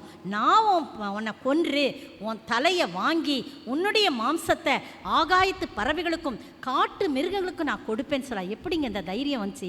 அவன் ஆண்டவருடைய நாமத்தினாலே போகிறான். ராஜா சொல்கிறாரு, உனக்கு யுத்த பழக்கம் இல்லைப்பா, அவன் பெரிய ராட்சதன், அவன் பெரிய யுத்த வீரன், நீ போவ அப்படின்னு சொன்ன உடனே சொல்கிறார், ஒரு முறை ஒரு கரடி வந்தது, ஒரு முறை ஒரு சிங்கம் வந்தது, நான் ஆடு மேய்த்து கொண்ட போது என் ஆட்டை கவ்வி கொண்டு போனது, நான் அதற்கு பிறகாலே ஓடிப்போய் அது தாடி முடியை பிடித்து இழுத்து என் ஆட்டை அதனுடைய வாயிலிருந்து தப்புவித்தேன், அது என்மேல் பாய்ந்தது, நான் அதை கொன்று போட்டேன். இந்த விருத்த சேதனமில்லாத பெலிஸ்தியனும் அதுகளை போலதான் ஒன்று, அதை மிருகத்தோடு ஒப்பிட்டு போகிறான். அதுதான் கர்த்தருடைய நாமம். பாருங்க, இவ்வளோ சொன்ன உடனே அந்த பெலிஸ்தியனுக்கு கோவம் வந்துடுது. கோலியாத்துக்கு வேகமாக முன்னால் வரும்போது இவன் வேகமாக போய் அடைப்பிலே வைத்திருந்த கல்லை, அந்த உண்டிக்கோல்னு சொல்லுவோம் நம்ம அந்த காலத்தெல்லாம். உண்டிக்கோல்னா அந்த கவன்கல், அதை நாங்கள் மெட்ராஸ்லலாம் சென்னையிலலாம் உண்டிக்கோல் வச்சு பறவையெல்லாம் வேட்டையாடுவாங்க. இந்த பசங்கள்லாம் போய் மரத்தில் இருக்கிற பறவையெல்லாம் உண்டிக்கோல் அதை வச்சு அடிக்கிறான் பாருங்கள். நெற்றி பட எரிந்தான், நெற்றியில் பட எரிந்தான், நெற்றி ஒன்று தான் காலியாச்சு. பார்த்தீங்கன்னா இதில் ஒரு அருமையான காரியங்க, ஆண்டவர் ஆவியானவர் எனக்கு விளக்கி கொடுத்த காரியம் பாருங்கள். அப்படியே அவன் எப்படி விழுந்தானா, முகம் குப்புற விழுந்தானா. இப்படி அடித்தோன்னே எப்படி விழணும், அந்த பக்கம் விழணும் இல்லையா மல்லாக்க. ஆனால் கர்த்தர் நம்முடைய நாமத்தினாலே வரேன்னு சொன்னார் சொல்லிட்டு அந்த பெலிஸ்தீனுக்கு பின்னாடி போய் நின்றுட்டு உழுடா அப்படின்னு பிடிச்சி தள்ளி விட்டார். பார்த்தீங்களா, உழுடான்னு நிறைய வேளையில் கர்த்தர் இஸ்ரவேலின் தேவன் நமக்கு முன்னாக இருக்கிறவர் மட்டும் இல்லை, நமக்கு பிறகே வந்து பாதுகாப்பா. அந்த பெலிஸ்தியனுக்கு பின்னாடி வந்து ஏன் பிள்ளைய நீ இப்படி சொன்னியா, உழுடான்ட்டு இவன் உண்டிக்கோல் அடித்து அவன் நெற்றிப்பட அந்த கல்லினாலே அல்ல, கர்த்தருடைய நாமத்தினாலே, கர்த்தருடைய கரம் பின்னாலேருந்து அவனை முன்னால் தள்ளி விட்டுடுச்சு. அப்படியே முகம் குப்புற விழுந்தான். இவன் வேகமாக செத்து போயிட்டான். வேகமாக ஓடி போய் அவன் பட்டயத்தை உருவி அவன் தலையை வாங்கி அவன் என்ன சொன்னானோ அதெல்லாம் நடந்தது. பிரியமானவர்களே, ஒன்று அதே மாதிரி புதிய ஏற்பாட்டில் அப்போஸ்தலர் நடபடிகளின் புத்தகம் 3ஆம் அதிகாரம் 15-16 வசனங்களில் பார்த்தீங்கன்னா, அந்த இவன் பிறவியிலேயே சப்பானியாக இருந்தவன் தேவாலயத்தில் வந்து சுகம் பெறுறான் இல்லையா. இவங்க சீஃப் கெஸ்ட் ஸ்பீக்கராக என்னை போல் வந்திருக்காங்கன்னு வச்சுங்க. யோவானும் பேதுருவும் இவன் ஏதாவது கிடைக்கும்னு பார்க்கும்போது, என்னை உற்று பார்க்கிறது, என்னை உற்றுப்பார், எங்களிடத்திலே பொன்னும் இல்லை வெள்ளியும் இல்லை, ஆனால் விலையேற பெற்ற இயேசு கிறிஸ்துவின் நாமத்தினாலே நீ எழுந்திரனுடைய கைகளை பிடிச்சு தூக்கி விட்டவனை அவனுடைய கால்களும் கரடுகளும் பலன் கொண்டது. அவன் என்ன செஞ்சான் தெரியுமா, உடனே ஓடி போய் தெருவிலே போய், நான் சுகமானேன், இனிமே என்னை இந்த இடத்துக்கு கூட்டு வர மாட்டீங்க, நான் போய் இப்போ வியாபாரம் பண்ணுறேன், ஏதோ ஒன்று செய்வேன் அப்படின்னு போனானா. இல்லை பிரியமானவர்களே, அவன் நின்று குதித்து துதித்து தேவாலயத்துக்குள் சென்றான். நீங்களும் நானும் சுகமாக இருந்தோன்னா தேவாலயத்துக்கு வரணும், ஆலய காரியங்களை அசட்டை பண்ணக்கூடாது. அவன் யோசிச்சிருப்பான், இவ்வளோ நாள் நான் தெருவில் இருந்தேன், வாசல்ல இருந்தேன், என்னை உள்ளே போகவே இல்லை, ஆனால் இந்த கர்த்தருடைய நாமம் எனக்கு இப்படி செய்தது. அப்போ எல்லாரும் ஒடியாந்து கேட்குறாங்க, எந்த நாமத்தினால் இதை செய்தீர்கள்னு சொல்லும்போது அதுதாங்க அந்த 15-16 வசனத்தில், ஜீவாதிபதியை நீங்கள் கொலை செய்தீர்கள், தேவன் அவரை மரித்தொழுந்து உயிரோடு எழுப்பினார், அவருடைய நாமத்தை பற்றும் விசுவாசத்தினாலே அவருடைய நாமமே இவனுக்கு நீங்கள் பார்த்து அறிந்திருக்கிற இவனை பலப்படுத்தினது, அவரால் உண்டாகிய விசுவாசமே உங்கள் எல்லாருக்கும் முன்பாக இவன் சர்வாங்க சுகத்தை எனக்கு பெற்று தருகிறது என்று சொல்கிறான். பார்த்தீங்களா, நீங்களும் நானும் கர்த்தருடைய நாமத்தை நாம் பற்றி கொள்ளும், இயேசுவின் நாமத்திலே அப்படின்னு கேட்கும்போது நம்முடைய பலன், கர்த்தரே என் பலனாய் இருப்பார். பாருங்க, எதிரி வெள்ளம் போல ஏறி வருகிறார், இயேசு ராஜா வேகம் கொடியை ஏற்றுவார், கோலியாத்தின் வேஷம் இங்கு செல்லுமா, கோஷமிடும் இளைஞரின் முன்னில்லுமா, கர்த்தர் நாமம் வல்ல கோட்டையே, அல்லேலூயா, கர்த்தர் நாமம் வல்ல கோட்டையே.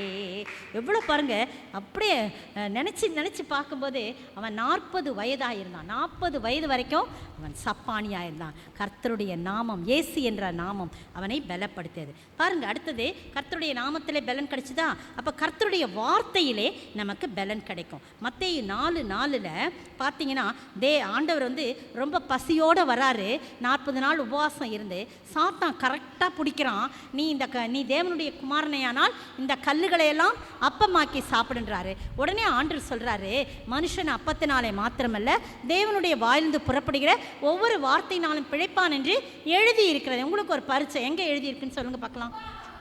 Very good. உபாகமம் பரவாயில்ல, உபாகம்னு சொல்லிட்டீங்க. உபாகம் 8:3 குறித்து வச்சுங்க. அந்த வசனத்துக்கு பக்கத்துலேயே உபாகம் 8:3 வந்து அதில் சொல்லப்பட்டிருக்குது, எழுதியிருக்கிறது. உடனே இவன் பார்க்குறான், இன்னும் இவர் வார்த்தையில் சொல்கிறாருன்னு சொல்லிட்டு அடுத்ததான் என்ன பண்ணுறான், இவன் என்ன பண்ணுறான், உப்பரிகின் மேலே நிறுத்தி நீ தாழ குதி, உன்னை காக்கும்படி உனக்காக தம்முடைய தூதர்களுக்கு கட்டளையிட. அது எங்கே எழுதியிருக்கு? 91ஆம் சங்கீதத்தில். சரி, இப்படி அவன் சொன்னோடனே ஆண்டவர் வந்து திருப்பி வந்து சொல்கிறார், உன் தேவனாய் கர்த்தரை நீ பரீட்சை, திருப்பி சொன்னோடனே நீ என்னை பணிந்து கொள்ளு, இதெல்லாம் கொடுக்குறேன்போது உன் தேவனாய் கர்த்தரை நீ பரீட்சை பாராதிருப்பாயா என்று எழுதப்படுகிறது, கற்பனைகளில் சொல்லப்படுது. சார் பாருங்கள், அப்போ வந்து எவ்வளோ பெரிய ஆண்டவர், வார்த்தையிலே அவர் பயங்கரமாக வல்லமை உடையவராக இருக்கு. அவருடைய வார்த்தையை நம்ம எப்போவுமே இருதயத்தில் பதிச்சு வச்சுக்கணுங்க. வசன பஞ்சகாலம் வரும். சாது சுந்தர் சிங் இருக்கும்போதே அவரை ஒரு நாள் சாத்தான் அவரை வீழ்த்த நினைக்கிறதுக்காக இப்படி வந்து நின்னானாம். நில்லும்போது அவரை வீழ்த்த முடியவில்லை. அப்போ சொல்கிறான், நீ உன் கையில் ஒன்று வச்சிருக்கல, ஒரு புத்தகம், அதை தள்ளி வை, அப்போ தான் நான் உன்னைய வீழ்த்த முடியும்னு சொன்னோன்னே எரின்னு சொல்கிறான். அவர் எரியில் தள்ளி வச்சிடுறார். அப்போ வீழ்த்த பார்க்குறான். அப்போவும் என்ன பண்ண முடியல, வீழ்த்த முடியலங்க. அப்போது உன் பேக்கெட்லலாம் நீ நிறையா ட்ராக்ஸ் வச்சுருக்க, துண்டு பிரதிகள் வச்சுருக்க, அதையெல்லாம் தூக்கி எரி, அப்போ தான் நான் உன்னை வீழ்த்த முடியும். சரி வைக்கிறேன் அப்படின்னு சொல்லிட்டு தூக்கி அதையும் தனியாக வச்சிடறேன். அப்போ வீழ்த்த முடியல. எப்படி உன்னை வீழ்த்த முடியல? நான் உன்னை வீழ்த்த வந்தேன்னு சொல்லும்போது, நீ சொல்லியிருக்கிற அதெல்லாம் எனக்கு பொக்கிஷம்தான், ஆனால் அந்த வசனங்களையெல்லாம் நான் என் இருதயத்தில் எழுதி வச்சிருக்கிறேன், உன்னால் என்னை ஒன்றும் செய்ய முடியாதுன்னு சொல். நீங்களும் நானும் வசனங்களை இருதயத்தில் பதிச்சு வைக்கும் போதான் நிறைய வசனங்கள் நமக்கு மனப்பாடமும் அப்படியே அள்ளி வருது பாருங்கள். சில பேர் சினிமா வசனங்களை பேசுவாங்க.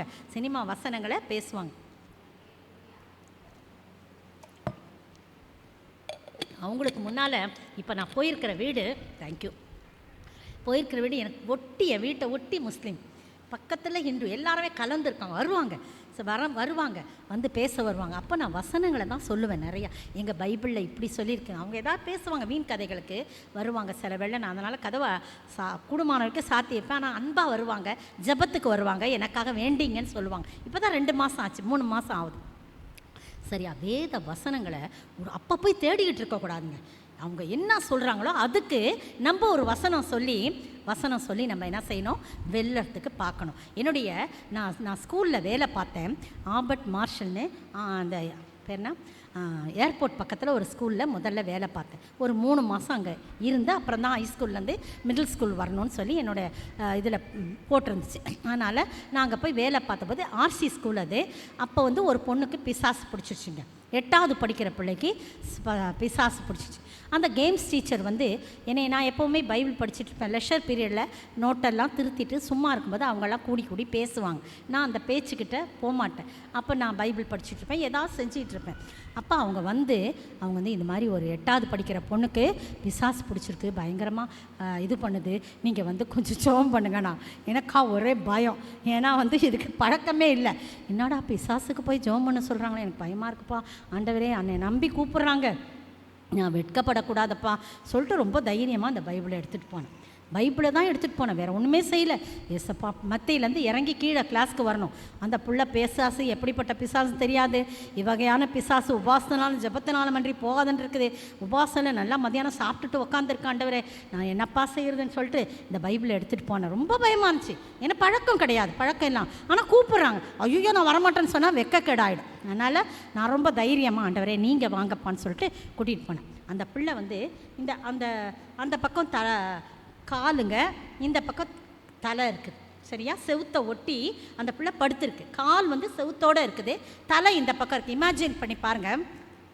அப்போ நான் வந்து இந்த பைபிள், ஆண்டவரே இந்த வார்த்தைகள் சத்தியமாக இருக்குன்னு சொல்லி மனசுலே வச்சு எதுவுமே ஜபலாம் பண்ணல, அது தலையில் வச்சு ஆண்டவரை தாங்க நோக்கி பார்த்தேன். இன்றைக்கி அந்த டீச்சர் இருக்காங்க, ஆலயத்துலேருந்து சொல்கிறேன். அந்த தலையில் இப்படி வச்சுட்டு ஏசப்பான்னு பார்த்தேன் பாருங்கள். அந்த பிள்ளை காலை அப்படியே உந்தி இந்த பக்கம் வந்து நின்று இப்படி உட்காந்துச்சிங்க. எனக்கு ரொம்ப பயமாயிடுச்சு. ஏன்னா நானே 3 மாதத்துக்கு போகிறேன் வேலைக்கு. அந்த இடத்துல ஃபாதருங்க பள்ளிக்கூடம், ஏதோ ஆயிடுச்சுன்னா என்ன செய்கிறது எனக்கு அப்படின்னு சொல்லிட்டு அதை உந்தி, இந்த கிளாஸ் ரூம் இவ்வளோ பெருசு இருக்கும், இந்த சவுருக்கும் அந்த காலால் உந்தி பிசாசு ஓடுது, இந்த வார்த்தைக்கு ஓடுது. அப்போது அதை உந்தி இப்படியே ஃப்ளாட்டாகவே வந்து இந்த இடத்துல மோதி டக்குன்னு உட்காந்துச்சு. பிசாசு ஓடி போச்சு. பார்க்குற அந்த பிள்ளைக்கு ஏதாவது இருக்குமா, ஓடி போச்சுங்க பிசாசு. எனக்கு ரொம்ப ஆச்சரியமாச்சு. ஆண்டவரே உமக்கு நன்றி, நான் வெட்கப்படாதபடி உடைய வார்த்தை ஆண்டவரே எவ்வளோ மகிமையுள்ளன்னு சொல்லிட்டு அந்த டீச்சர் ஒரே ஆச்சரியமாக பார்த்தாங்க. கைகளை தட்டுவோம். ஆண்டவருடைய நாமத்துக்கு ஸ்தோத்திரம். பாருங்கள், அதுக்கு பிறகு நான் வந்துட்டேங்க. அதுக்கு பிறகு நான் வந்துட்டேன். நான் அந்த 3 மாதம் முடித்து வந்துட்டேன். நான் அப்போ அந்த டீச்சர் வராங்க எங்கள் வீட்டுக்கு. செலினா அந்த டீச்சர், கேம்ஸ் டீச்சர், ரிட்டையர்ட் ஆகிட்டாங்களான்னு எனக்கு தெரியல. யங் டீச்சராக தான் இருந்தாங்க. அப்போது நானே ரிட்டையர்ட் ஆகி இத்தனை வருஷம் ஆயிடுச்சு சார். அப்போ அந்த டீச்சர் எங்கள் வீட்டுக்கு வர்றாங்க. அப்போவே உடனே வந்துட்டாங்க. டீச்சர் நீங்கள் அன்றைக்கி பிசாசை ஓட்டுறதுக்கு கூப்பிட்டேன் உங்களை. நீங்கள் இந்த புஸ்தகத்தை எடுத்துகிட்டு வரும்போது நான் அற்பமாக நினச்சேன். நான் ஜெபமாலை வச்சுருந்தேன், சிலுவை அந்த இதை வச்சுருந்தேன். அதெல்லாம் வச்சு பார்த்துட்டு தான் உங்களை கூப்பிட்டேன். என்ன இவங்க ஒரு புஸ்தகத்தை தூக்கிட்டு வராங்களே அப்படின்னு நான் அற்பமாக பார்த்தேன். அப்போ தான் அந்த வேத புத்தகத்தின் அருமையை நான் உணர்ந்து கொண்டேன். இன்றைக்கு நான் சபைக்கு போகிறேன்னு சொன்னான். பாருங்கள், அவங்க சபைக்கு அப்புறம் ஆர்சியிலேருந்து அப்படியே கம்ப்ளீட் ஆகி சபைக்கு போகிறேன்னு சொன்னால் எத்தனை பெரிய ஆச்சரியப்படுற. அதனால் வேத புத்தகத்துக்கு எப்போவுமே அந்த வார்த்தை வல்லமையுடையது. தான் செய்ததை செய்து விட்டு தான் அது திரும்பி வரவங்க, வெறுமையாக அது திரும்பி வராது. என்னுடைய வாழ்க்கையிலே அது நடந்த காரியம். அடுத்தது பாருங்கள், பரிசுத்த ஆவியினாலே பலன் கிடைக்கும். 1:10 ஆயிடுச்சு. இன்னும் 15 நிமிஷத்தில் நான் முடிச்சிடுவேன் நினைக்கிறேன். பரிசுத்த ஆவியினாலே பலன் கிடைக்கும். அப்போஸ்தலர் 1:8 படிங்க. நானே சொல்லிடுறேன். பரிசுத்த ஆவி உங்களிடத்தில் வரும்போது நீங்கள் பலன் கொண்டு எருசலேமிலும் யூதேயாவிலும் சமாரியாவிலும் பூமியின் எல்லை பரியந்தம் எனக்கு சாட்சிகளாய் இருப்பீர்கள் சொல்கிறாங்க. அப்போ நமக்குள்ள பரிசுத்த ஆவியானவர் வந்துட்டா எல்லா இடத்துலையும் நம்ம சாட்சியாக இருப்போம். பரிசுத்த ஆவி இல்லைன்னா ஒன்றுமே செய்ய முடியாதுங்க. பரிசுத்த ஆவியானுடைய துணை இல்லைன்னா ஒன்றுமே செய்ய முடியாது. நம்ம வெறும் வேட்டு மார்த்தான்னு நினச்சிக்கோங்களேன். அப்போ ஆவியாளர் பரிசுத்த ஆவியில் நமக்கு பலன் கிடைக்கும். அப்போஸ்தலர் 4:8 வாசிங்க. இப்போ எடுத்து வச்சோம்ல 3, 4:8 வாசிங்க. அப்பொழுது பேதுரு பரிசுத்த ஆவியினாலே நிறைந்து அவர்களை நோக்கி, ஜனத்தின் அதிகாரிகளே, ஜனத்தின் மூப்பர்களே, இஸ்ரவேலின் மூப்பர்களே,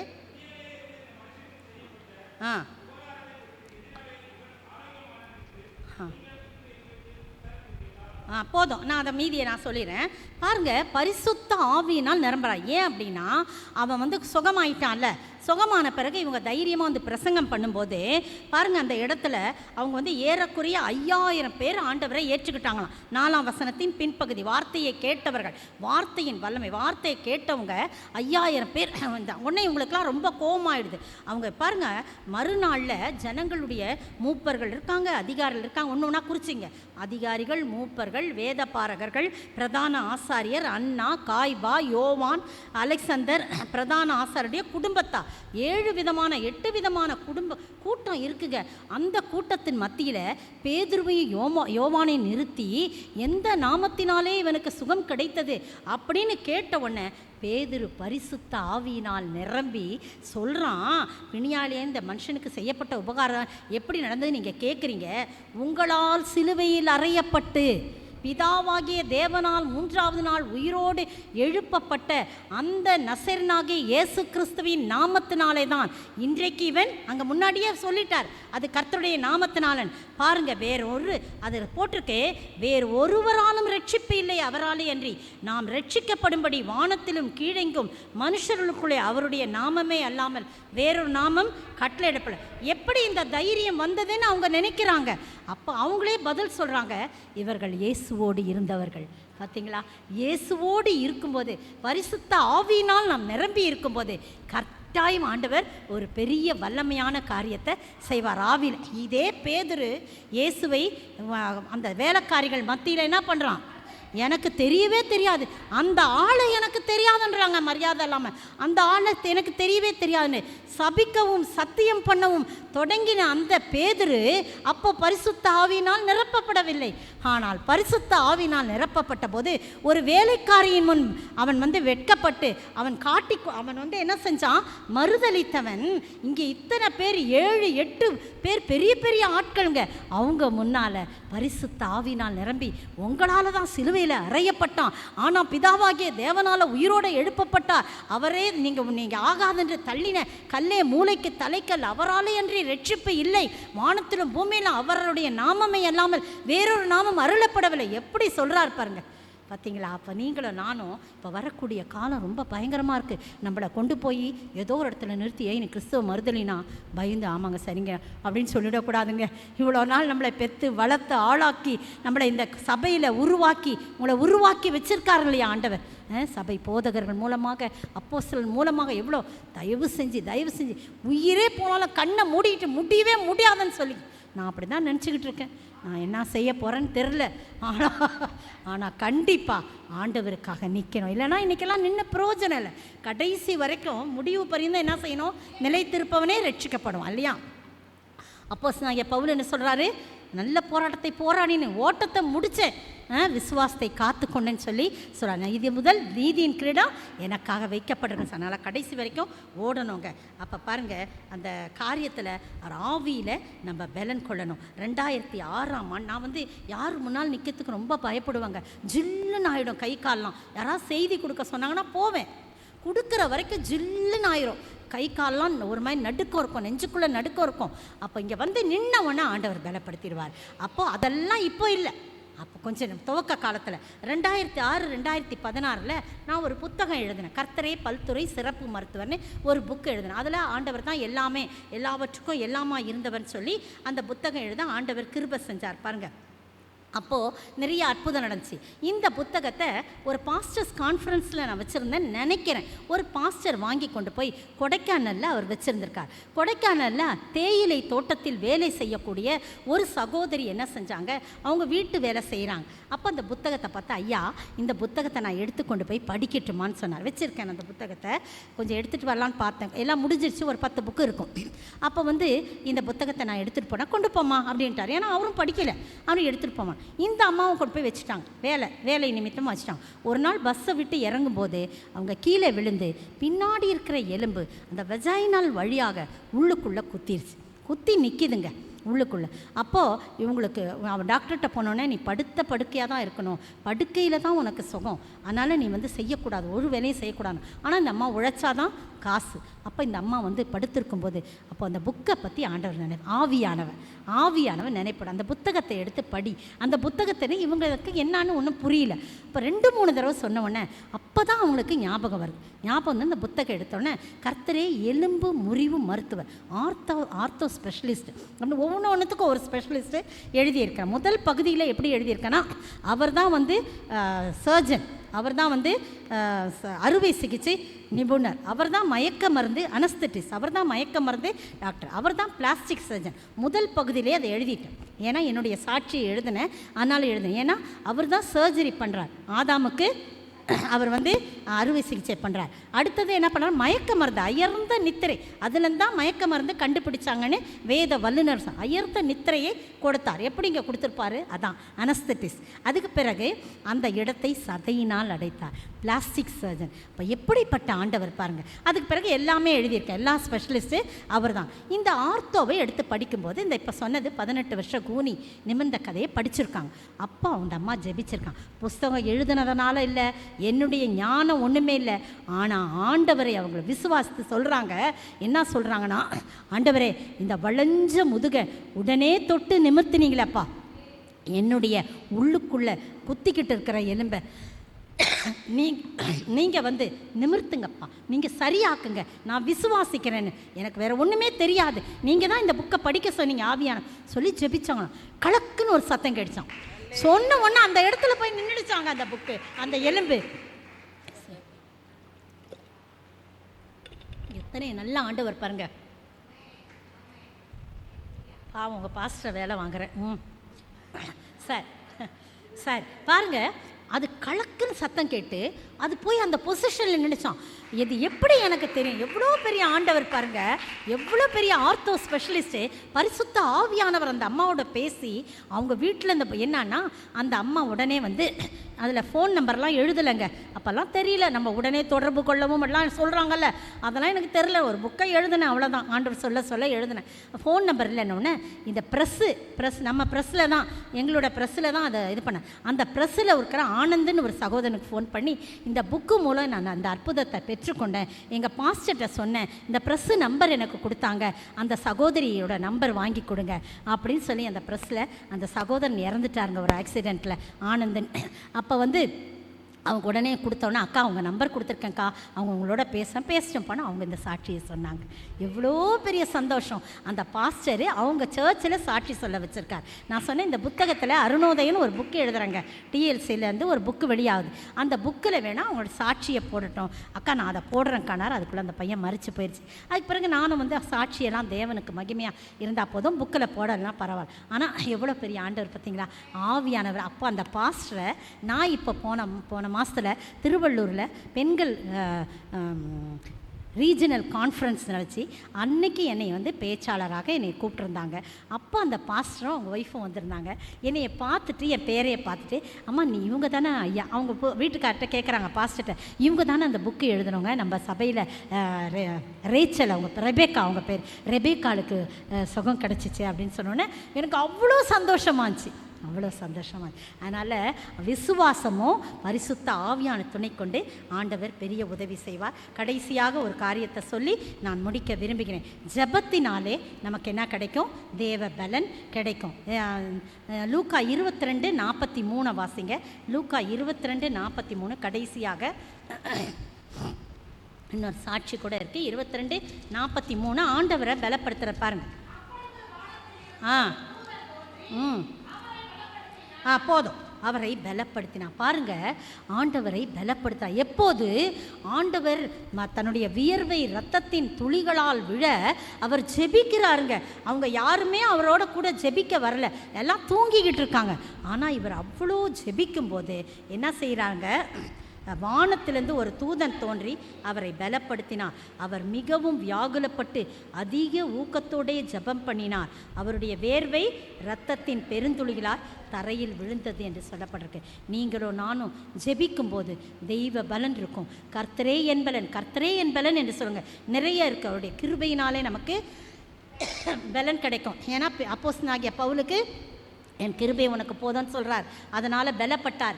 அவருடைய நான் இனிமேல் என்னுடைய பலவீனத்தை குறித்து தான் நான் மேன்மை பாராட்டுவேன். இதை பற்றி நான் ஒன்றுமே நினைக்க மாட்டேன். அவர் தான் எனக்கு பலனாக இருக்கிறார். நான் பலவீனமாக இருக்கும்போதே கிறிஸ்து இயேசுவுக்குள் நான் பலமுள்ளவளாக இருக்கிறேன் என்று சொல்லி சொல்கிறார். அவருடைய கிருபையினாலே பலன் இருக்கு. துதிக்கும் போது ஒரு பலன் இருக்கும். அவருடைய ரத்தத்தில் ஒரு பலன் இருக்கும். சும்மா குறித்து வச்சு நீங்கள் அப்புறம் பாருங்கள், அதுக்கு டைம் இல்லை. ஜபத்தினாலே பலன் போது என்னுடைய கணவரை குறித்து ஒரு சாட்சியை சொல்லி நான் முடிக்கிறேன். 2020 ஆண்டு நான் வந்து அமெரிக்க தேசத்துக்கு சென்றிருந்தேன். என் கணவர், எங்கள் மாமா 101 வயசு, அதனால் அவங்கள பார்த்துக்கணுன்ட்டு என் மகளுக்காக நான் அவசரமாக சென்றிருந்தேன்.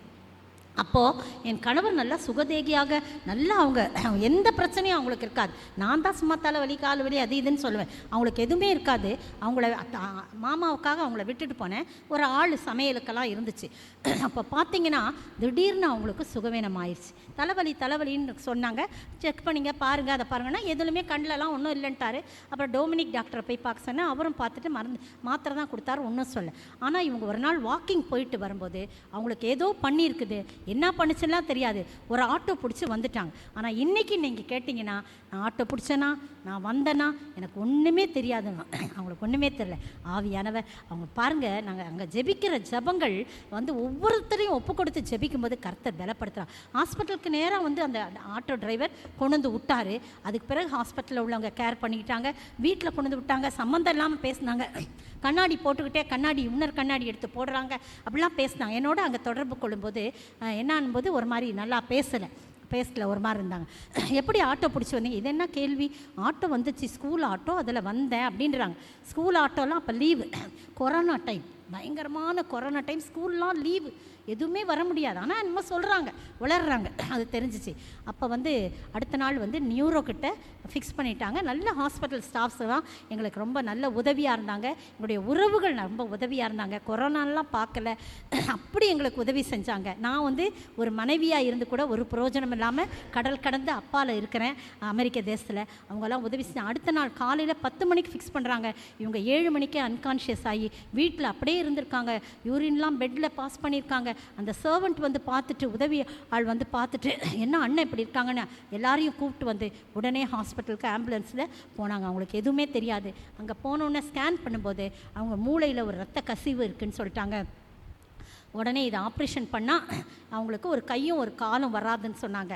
அதை உடனே எனக்கு தெரியப்படுத்தணும்னு டாக்டர் சொன்னாராம். அது எதுவாக இருந்தாலும் ஒய்ஃப்க்கு சொல்லிடணும் நீங்கள் அப்படின்னு சொன்னோன்னே, இங்கே ஒரு மகளும் மருமகள்லாம் இருக்காங்க, அவங்களாம் பார்த்துக்கிட்டாங்க. மருமகன் இங்கேயே வந்து இருந்து பார்த்துக்கிட்டாரு.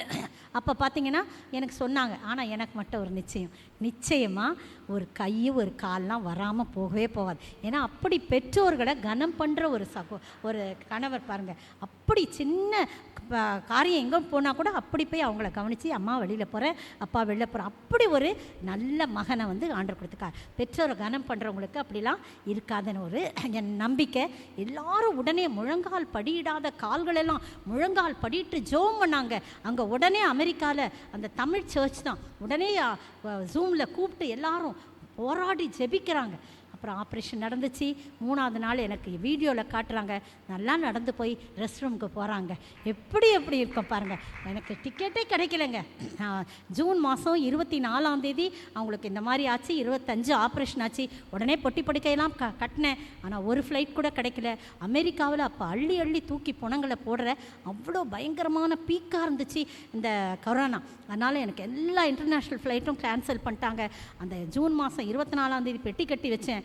ஆனால் ஜூன் மாதம் ஆச்சு, ஜூலை மாதம் ஆச்சு, ஆகஸ்ட் ஆச்சு, நான் வரவே முடியலங்க.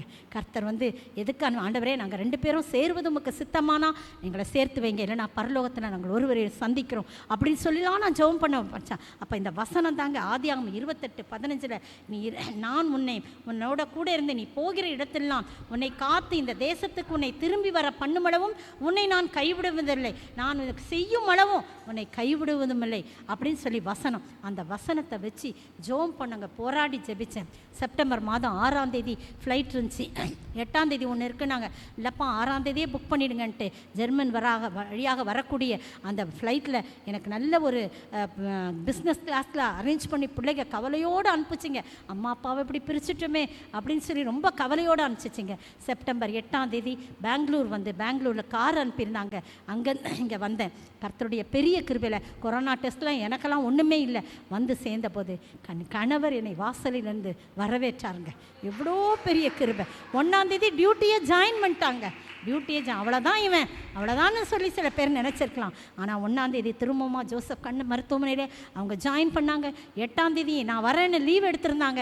8ஆம் தேதி என்னை வந்து வாசலில் வந்து வரவேற்றாங்க. ஆனால் நாங்கள் 2 பேரும் சேர்ந்து இருக்க முடியல, கை கூட கொடுக்க முடியாது.